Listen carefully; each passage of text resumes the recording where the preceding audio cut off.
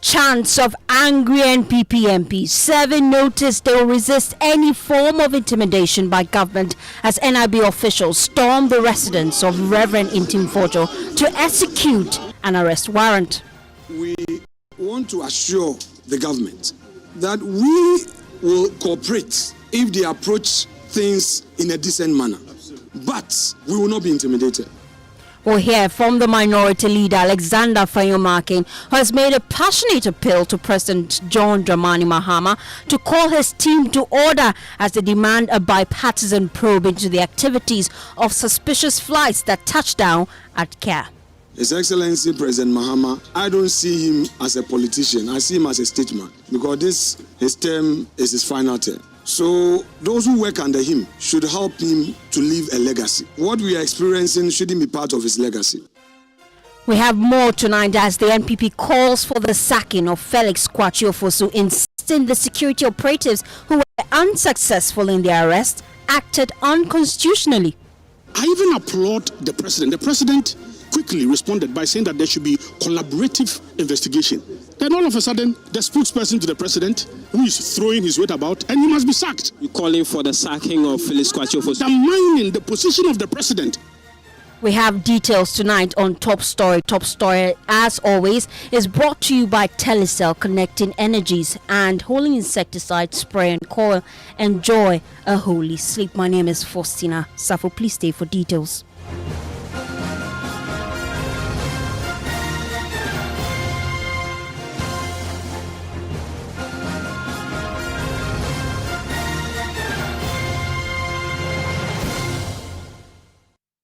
Tonight, the minority bears teeth at government. 7 notice they will resist any form of intimidation. It comes as NIB officials earlier today stormed the residence of MP for Asin South, Reverend Ntim Fordjour, to execute an arrest warrant. For weeks now, the MP's allegations of drug trafficking that could be linked to some suspicious airmed flights which touched down at the Kotka International Airport have dominated the media. The minority in Parliament, we know, escalated the issue by writing to the Dean of Diplomatic Corps seeking their intervention to bring finality to these allegations linked to these flights from Gran Canaria.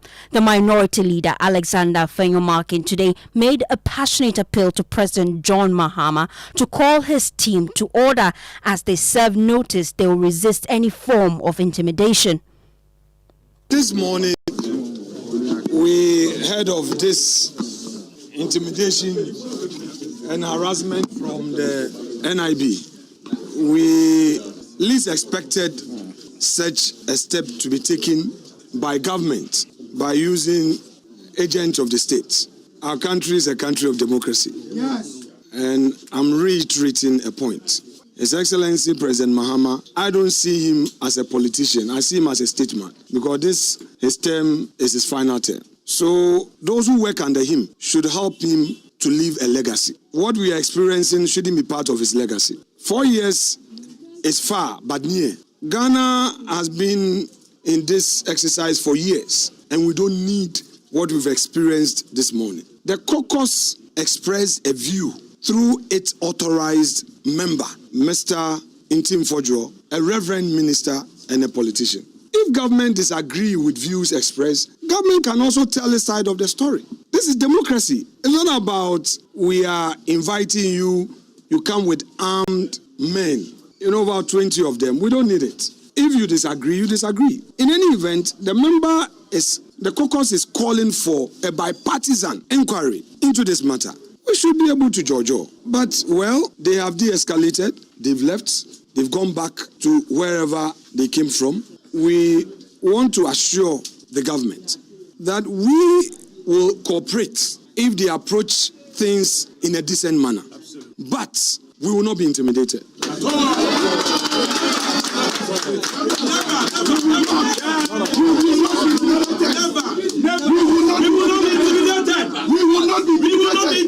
We are few, but a mighty few and a happy few. There are serious matters for the state to consider. Joblessness, People need jobs. The Galamsey issues, so far, they have not demonstrated seriousness in dealing with the Galamsey. If some agent of the state would want to pay attention to trivialities, this is democracy. Then it is going to be the beginning of the end of this government. Let me make it very clear that Reverend cannot be made an example.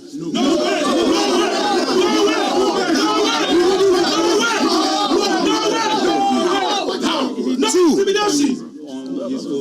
Reverend is not a loner. He has not walked alone. Yes. He will never walk alone. As a caucus, we have our various committee heads. Yes. And he is the leader of the Defense and Interior Committee of our caucus. Yeah. And he speaks for the caucus. And he expresses the views of the caucus. So nobody should make any attempt to single him out and try to come here, intimidate him. He walks through this unfortunate valley of the shadow of death. But he will fear no evil. Because he works with his God and the strength of the mighty 88 behind him. Minority Leader there, Afenyo-Markin. Well, the NIB was unsuccessful in the attempt to pick up the MP for Asin South, Reverend Ntim Fordjour, after the minority and leading members of the NPP massed up at his residence. While the General Secretary for the NPP, Ntim Fordjour, says security agencies breached the protocol necessary to invite a member of parliament for questioning. We fully support the position of the mighty minority group, and as espoused by our minority leader. We are a country governed by a rule of law, not rule of men. And as a member of parliament, at least our constitution, parliament standing orders, talks about the processes or the procedure by which a member of parliament can be invited. The first question we want to ask the current administration is, was that process followed? The chaos this morning was needless, unwarranted. At least, if indeed they were showing good faith, they would have gone through the process, the due process, written to the speaker that the member of parliament is to be invited or wants to be invited to the state security for interview or for questioning or for discussion or to help in the investigation. But not this Rambo style. Is it your briefing that that letter hasn't been written to the speaker? If that doesn't happen, would mean that his immunity has been breached. What would the party do? Well, at the end of the day, is what we are doing today. That the due process has to be followed. The due process has to be followed. Has he committed any crime? But this time, we're expecting even the government to commend him. Is there an official briefing on why the NIB is here? Well, they have left. At least they have come to the realization that what they are doing is wrong. It's illegal. It's unconstitutional. Did they tell you why they are here? They were in there. What exactly did they? Well, we just put it to them. That is not a question about your superior asking you to come and take an illegal action. And we spoke to them. Which superior is that? Right, they will know. Whether the director general, whether it's the director in charge of operation, or from Jubilee House, or maybe for Fukwachi send them, they will know. We can bring the whole party. If they are doing the right thing, they shouldn't be perturbed about the numbers. But because they know what they are doing is wrong, that's why they've left. So don't use the numbers as an excuse. But I want to assure them that the NPP, the opposition New Patriotic Party, is united more than ever. Yes. And none of our members will be intimidated. Never. They can call so many people who come and support them. There will be no intimidation. The due process must be followed. The due process must be followed. General Secretary of the NPP there, Ntim Fordjour. Well, my colleague James Aveji has been there all day. He joins me live in the studio. James, it's been quite a day for you, hasn't it? I'm quite interested in the demeanor of Reverend Ntim Fordjour. Tell me what exactly happened, a blow-by-blow account. Well, for those who watched on TV, they would have realized that Reverend appeared a very cool, calm, collected person. He was not, did not express any form of fear when he appeared before the camera. Now, when we got to the residence of Reverend Ntim Fordjour at about 3 p.m. this afternoon, there was a crowd of supporters who were at the gate in the house, cheering or giving their support. At a point in time, they would raise, a chant typically of the party's anthem, sing it to a point, and then they calm down. And when I got there and walked to the gate, it was then I met the General Secretary, Ntim Fordjour, who came out of the house to the gate and was asking the whereabouts of the minority leader, Alexander Afenyo-Markin. And he was told that the leader was on his way coming to the house. Then he went back into the house, and then we got into the house and we saw a personnel of the National Investigation Bureau who were dressed in brown t-shirts at the top with trousers and strapped on their NIB vest. I counted at least 4 of them, one at the door of Reverend Ntim Fordjour, another at the gate of his house, and 2 other persons walking at the compound, and then 2 more security operatives who were dressed in mufti also in the house, and a number of police personnel. Those I can identify. Then the minority came out to address us in the sound that was played.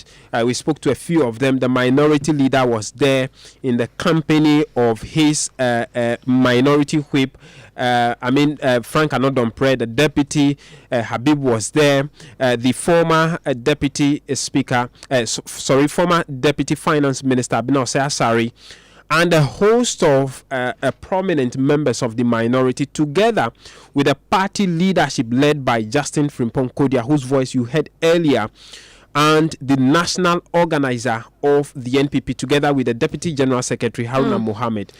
The national organizer of the party, Henry Nana Boakye, is insisting that the position the government spokesperson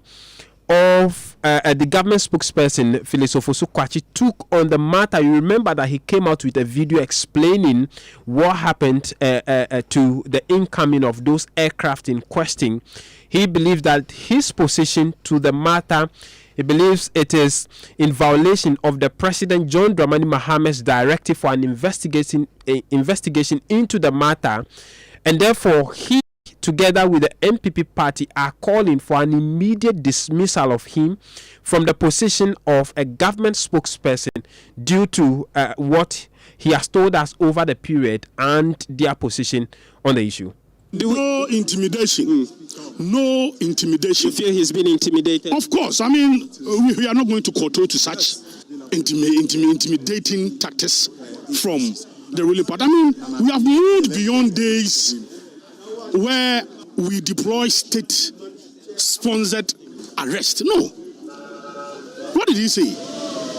He's only mentioned that there are reasonable grounds to believe that there have been some dealings, underground dealings regarding illicit drugs. What do you do? In fact, I even applaud the president. The president quickly responded by saying that there should be collaborative investigation. Then all of a sudden, the spokesperson to the president, who is throwing his weight about, and he must be sacked. You're calling for the sacking of Phyllis Kwakye Ofosu. Undermining the position of the president. He rather said that even the investigation is useless because Honorable Fordjour did not provide any evidence.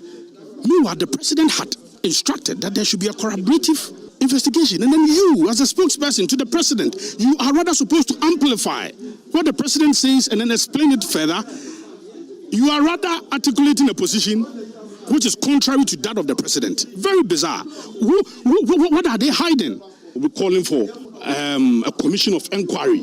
That is a proper thing, and you have done it before. When we were in government, there were times where the opposition would raise allegations, and His Excellency, the President, will allow for some inquiry to be conducted in such matters, and that is exactly what we are saying.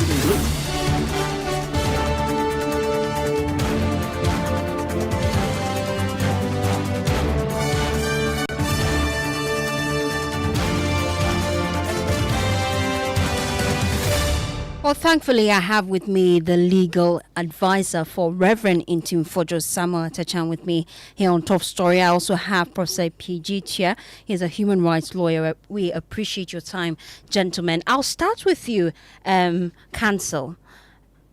I want to get an understanding. What is the briefing you've received from your client? Well, in the first instance, I was a bit saddened relating to what happened on Saturday on the Joy FM program, Newsfile, because it was like this client of mine and also a former colleague in Parliament was virtually being intimidated, and that you were a candidate for jail. Guess what? The matters emanated from Parliament. If you pay regard to Article 115 of the 1992 Constitution, the very Constitution that gives us a new president, it provides as follows: there shall be freedom of speech, debate, and proceedings in Parliament, and that freedom shall not be impeached or questioned in any court or place out of Parliament.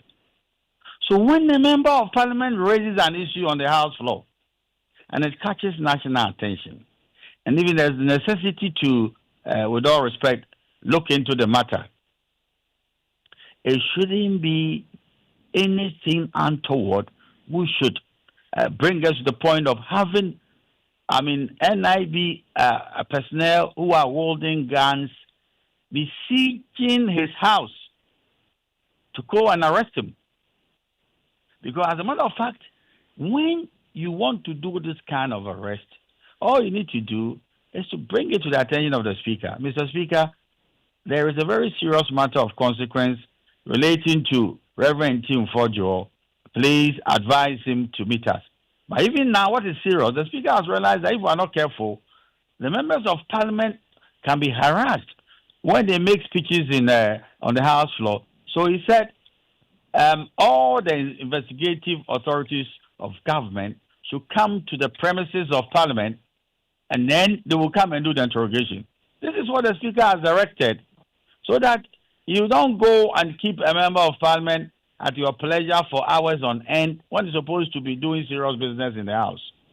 So for my part, I believe that there was a serious attempt to undermine the Constitution and probably gag the minority in Parliament. We hear that the NIB officials there were there to execute an arrest warrant. I know that they had a private meeting with Reverend Ntim Fordjour. In your interactions with him, did they show him that arrest warrant? It took some time for me to arrive at his home. So I advised him on phone and let them show you why they are in your house, because that could also amount to violation of his right of privacy. So you show why you've come to, besiege a man's house. What is more interesting, if it is the order of a court of competent jurisdiction or whatever warrant you claim, you should see it. But my chief concern, ma'am, is this. Do you need an army of people to go and fetch an MP who spoke on the House floor to come to NIB? Was it not even very decent to say, hey, Mr. Speaker, this gentleman has to be investigated? Point noted, but I just wanted some clarity. They did not show your client that arrest warrant. Is that the case? At all. It was an invasion. They just came in there. They have the coercive powers of the state. They entered the premises. I'm telling you, this is what happened. As his legal advisor, he didn't know why they stormed his house. What is the next line of action? Well, I think the minority leader was having conversations with the powers that be, and they piped down, and they said, well, as it stands now, they will let the operatives of NIB leave the premises. They should de-escalate, and then tomorrow, reasonable arrangements will be made as to how the interrogation will be done. But the question is he being interrogated to aid an investigation, or is being arrested?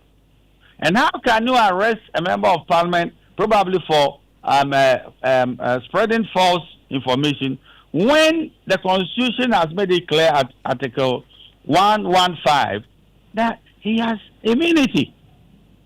So when you are on the House floor and you are making arguments, you cannot say that what somebody has said at the House floor should be the subject matter of criminal investigations.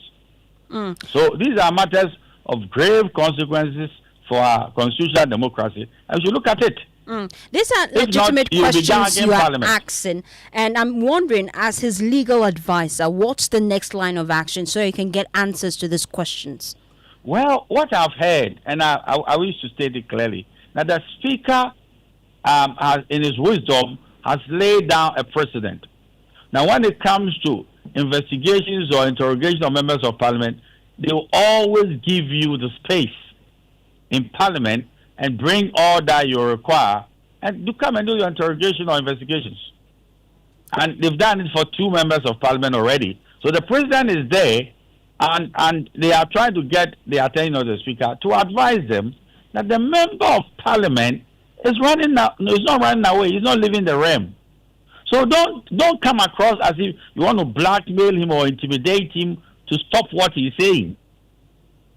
So why don't you come in the civility of the environment in Parliament, and whatever you want to ask him concerning a matter, he could talk to you, of course, with the right to counsel. Is it the case that his rights have been abused, and what exactly would you be doing about it? Oh, in fact, his rights have been abused as far as I'm concerned. In the first instance, if you provoke Article 115, you can answer.